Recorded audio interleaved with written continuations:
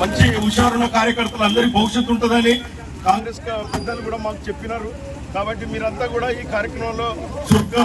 పాల్గొన్నందుకు మీ అందరికీ కూడా భవిష్యత్తు ఉంటుంది. రాబోయే కాలంలో స్థానిక ఎన్నికల్లో మీ అందరికీ కూడా సర్పంచులు, జడ్పీటీసీలు, ఎంపీటీసీలు ఈ అన్ని అవకాశాలు ఉపయోగించుకోవాలని మీ అందరికీ కూడా ఈ కష్టపడాలని మీ అందరికీ కృతజ్ఞతలు చెప్పుకుంటూ ఈ అవకాశం మీ చదువు గ్రామం నుండి ఇక్కడ మా మండల ప్రెసిడెంట్, ఇక్కడ గ్రామ పంచాయతీ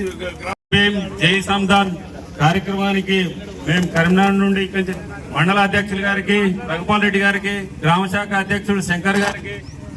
సాయి భూషణ్ గారికి, గ్రామ శాఖ అధ్యక్షుడు లక్ష్మణ్ గారికి, గంగాడి తిరుపతి రెడ్డి గారికి, కాంగ్రెస్ కుటుంబ సభ్యులందరికీ పేరు పేరున స్వాగతం, సుస్వాగతం. ఈ కార్యక్రమానికి మేము ఇదే ఇలా ఇక్కడ స్టార్ట్ చేసినాం సల్లూరు గ్రామంలో. ఇది ఫస్ట్ టైం కాబట్టి కొద్దిగా నేను DCC office incharge Gopu Mallareddy, Congress party. ఈ జై బాబ్ జై భీము కార్యక్రమాన్ని ఈ సల్లూరు నుంచి మన వినవంక మండల మొత్తం ఊరూరు తిరుక్కుంటూ మనం రాబోయే స్థానిక సంస్థల ఎలక్షన్ లో మనం ఏం చేయాలి, ఏం కాదా, మన మీద బీజేపీ అనుచిత వ్యాఖ్యలు చేసుకుంటూ పబ్బం గడుపుతూ ఈ కార్యక్రమాన్ని ఇబ్బంది పెడుతున్నారు. కాబట్టి మనం చేసిన కార్యక్రమం ఏంది, మన బాబూజీ ఏం చేసిండు, మన అంబేద్కర్ ఏం చేసిండు, మనం ఇవన్నీ చెప్పుకుంటూ మనం ఈ కార్యక్రమాన్ని ముందుకు సాగాలని కోరుకుంటూ సెలవు తీసుకుంటాం. జై బాబు, జై భీమ్, జై సంధాన్ కార్యక్రమం ఆల్ ఇండియా కాంగ్రెస్ కమిటీ ఆదేశాల మేరకు మన రాష్ట్ర ముఖ్యమంత్రి వర్యులు రేవంత్ అన్న ఆదేశాల మేరకు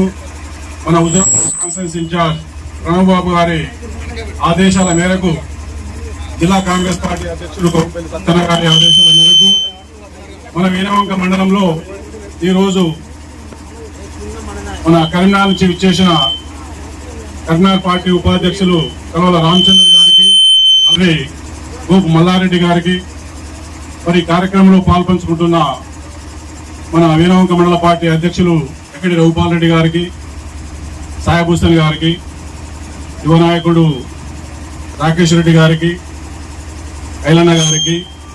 నల్ల కొండాలరెడ్డి గారికి, మరి గిల్లు శ్రీనివాస్ గారికి, మరి వివిధ గ్రామాల నుంచి వచ్చిన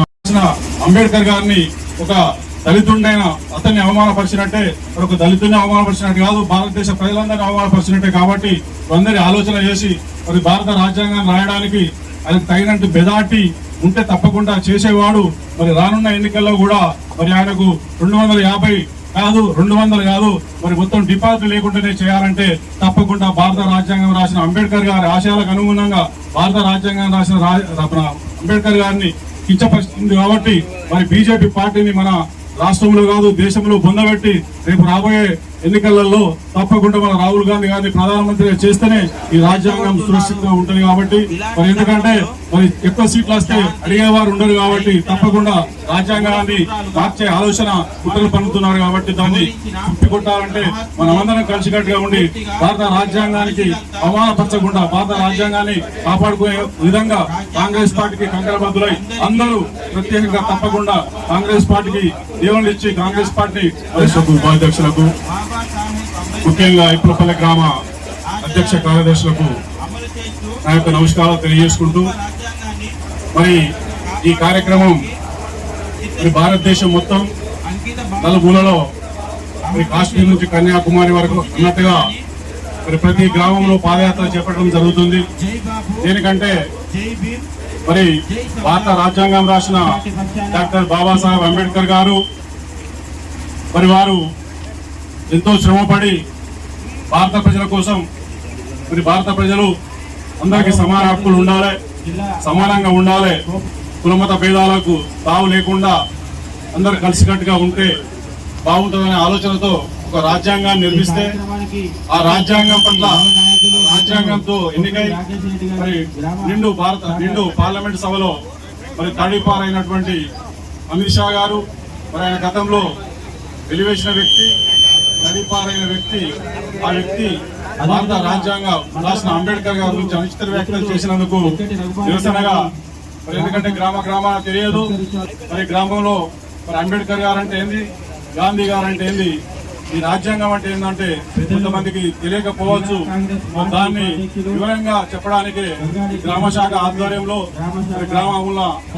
కమిటీ మొత్తం గ్రామాలకు తిరిగి ఇంటింటికి తిరిగి తెలియజెప్పే బాధ్యత మన అందరిపై ఉంది. కాబట్టి